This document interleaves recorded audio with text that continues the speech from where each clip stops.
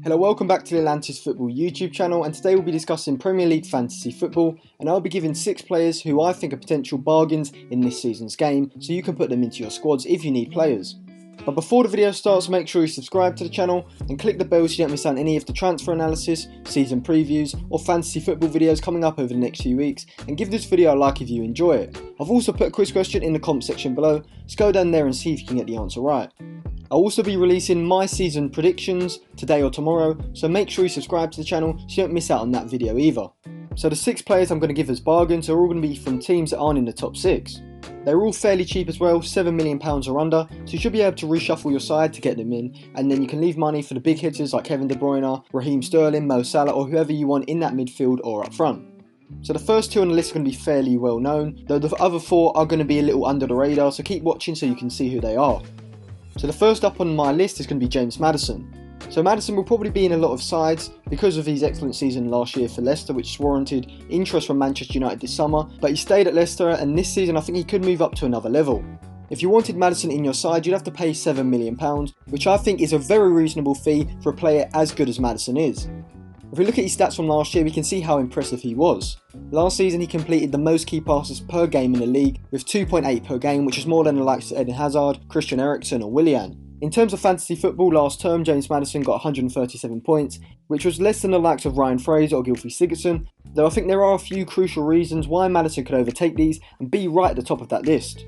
So the first reason is that the system he's playing in, Brendan Rodgers' system, is much more offensive than Claude Puel's, which was the first half of last season. Rodgers came in around February and Madison really thrived in that, same with Tielemans, so I think the whole season of Rodgers in that system, Madison will begin to benefit from that. If you look at them in pre-season and towards the end of last season, they've been playing with a 4-3-3 with Madison and Tielemans as the 3/8s, which is the same role that Kevin De Bruyne and David Silva play in Manchester City system. It gives the midfielders a lot of freedom to move between the lines, and these are the sorts of positions that Madison could pick up a lot of assists from. Also under Rodgers they'll play a more dynamic game with runners making runs in behind the back line, the likes of Demarai Gray and Jose Perez who's been signed, as well as Jamie Vardy. All of these forwards will look to make runs in behind the back line, and Madison has the ability to see the through ball and then execute it, which could lead him to getting a number of assists from these types of situations. Madison is also a set piece specialist, so you're going to get a lot of points from assists and goals, which is always an added bonus for a midfielder. Next on the list is going to be another player who had a breakout campaign last season, Diogo YATA from Wolves. So YATA and Jimenez really cemented themselves as Wolves' first choice centre forwards last season towards the back end of the campaign, and I think this season they'll start that as well. Last season YATA raked in 139 points, which was just above Madison's, though YATA is registered as a forward this season, so won't get those clean sheet bonuses and will only get 4 points for a goal rather than 5, so Madison could be a better option here, but you are saving £0.5 million if you go for YATA. So why am I recommending YATA as a potential bargain? Well, we overperformed his XG rate by 0.09 goals, which shows that YATA is a very clinical finisher and he'll put away the chances when they come to him, which is obviously a very good attribute for a forward to have, especially at a non-top 6 side. Another reason is that Wolves have been playing Europa League games, so their match fitness should be higher than other teams who've just been playing friendlies, which should give them an edge, particularly in the opening games. In terms of style, both Wolves and YATA especially thrived in playing against the top 6 sides because they could sit back and counter-attack, and if you look at their first 5 games of the league, you can see they're playing Leicester away, Manchester United at home, Everton away and Chelsea at home, which are appealing games for Wolves who like playing against the top 6 because they can sit back in their 5-3-2 system, with YATA being a transition man with Jimenez above him. So ordinarily I think you should avoid a player who has these sorts of games in his first 5 fixtures, though I think with Wolves they are a different story. They thrive against these sorts of teams, so I think YATA is a good option, especially for the first 5 games at least. We'll be playing in that system which he played so well in last season. Next up on the list is a newcomer to the Premier League, Norwich's 22-year-old Argentine attacking midfielder, Emi Buendia. He is a cheap option for a midfielder costing only £6 million, but I think he could be one of the bargains of the season, and especially as a differential player he could be one of the best signings you could get in your squad. He is Norwich's main creative outlet going forward, and this is represented with his stats from last season.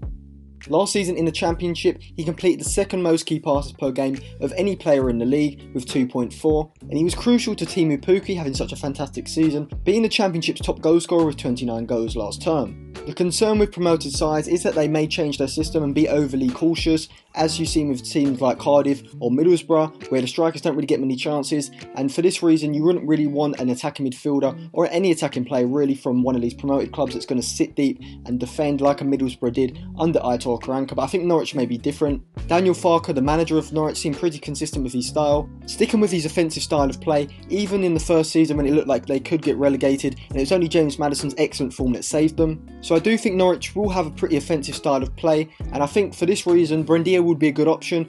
He could be your budget option in midfield, and I think he'd rack up a few assists and even some goals throughout the season, so he could be a great player to have, and at 6 million he's an absolute steal. He's one of the cheapest players from midfield that I think could be a potential in many people's sides, and he could start most weeks as well. He did score 8 times from midfield in the Championship last season, which is always a good sign when a midfielder can score goals as well as get those assists, and if Teemu Pukki can maintain his form, you're going to see that Buendia should rack up a lot of assists, as the Argentine was responsible for a lot of Pukki's goals last season.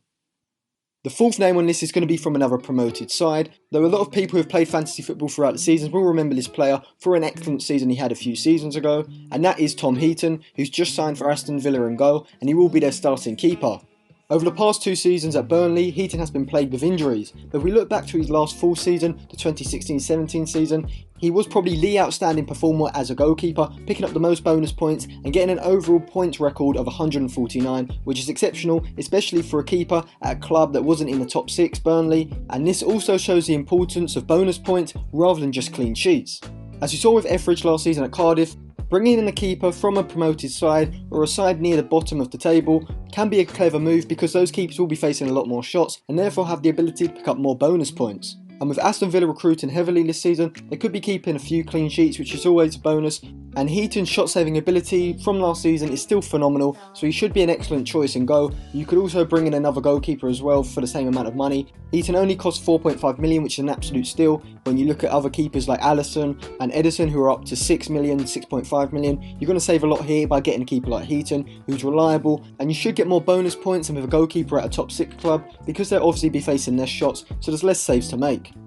Next on the list is Pascal Gross from Brighton. Despite playing in Chris Hughton's rather conservative system, the German has been one of the outstanding creators in the Premier League over the last 2 seasons. Last season he completed 2.2 key passes per game, which is the 7th most of any player in the league. In the season before last, he also completed 2.2 key passes per game, which was once again the 7th most of any player in the league, showing that despite playing at a club like Brighton in a conservative system, Gross is still able to rack up massive creative points from assists and bonus points as well. Despite racking up impressive numbers, I think this season could be more fruitful for the German. Brighton's manager Graham Potter brings in a totally different style to Chris Hughton, a more offensive one, and is more position oriented as well, so Gross should be able to get onto the ball more often in more dangerous positions, and this should aid his creative ability. Brighton's first 3 fixtures are Watford away, West Ham at home and Southampton at home, so these are really good fixtures for a player like Pascal Gross because Brighton should be able to dominate possession, and I'm sure that Potter will be looking to make Gross the central point of his attack.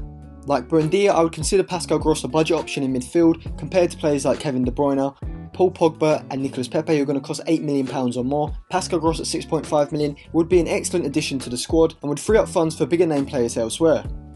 The last player on this list is going to be Watford's Gerard Deulofeu. So before last season, Deulofeu was an inconsistent player. He wasn't even a starter at Watford, but last season he really pushed onto the scene, making 30 appearances, scoring 10 goals in that time. The reason I've put Deulofeu on this list is I think he could have a massive breakout season. So in Watford's system, he plays up top with Deeney in a 4-4-2. He's given more of a licence to roam. Out of the two, Deeney is a link man, he drops deep and brings other players into play, while Deulofeu roams and looks to make runs over the top, in behind the back line, ready for through balls. He's also an excellent finisher, and we can see this as he overperformed his expected goals rate last season by 1.67 goals, showing that Deulofeu, once he gets the chances, he's clinical, and he can also score from outside of the box, as we saw in the FA Cup semi-final against Wolves.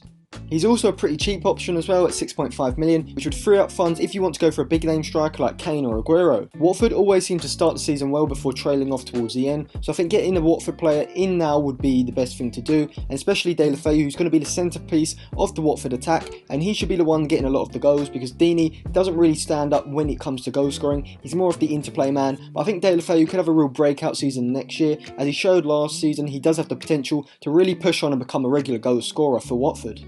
So that is the end of the list. So just to recap, we've got James Madison coming in at 7 million. We've got Diego YATA of Wolves coming in at 6.5 million. Emi Buendia, Norwich's Argentine attacking midfielder, coming in at just 6 million. Aston Villa keeper Tom Heaton at 4.5 million. Pascal Gross of Brighton at 6.5 million. And Gerard Deulofeu of Watford at 6.5 million pounds as well. Thank you for watching. Remember to like and share the video if you enjoyed it, and subscribe to the channel for more transfer analysis, season previews and fantasy football videos. I'll try and do them over the season so you can keep updated, and also I'll put a quiz question in the comment section below, so go down there and see if you can get the answer right.